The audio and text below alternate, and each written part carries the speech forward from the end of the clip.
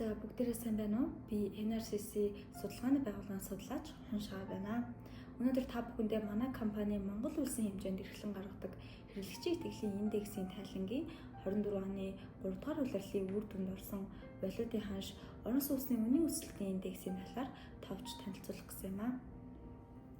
Иргэдийн 36.8% нь валютын ханш өснө гэж хүлээж байна. Энэ нь өмнөх улирлаас 1.1 пунктээр их байна. Ирэх 6 сард хүлээгдэж буй ам долларын ханш 3483 төгрөг байна. Энэ улиралд валютын ханшны талаарх тодорхой бус байдал бага зэрэг буурчээ.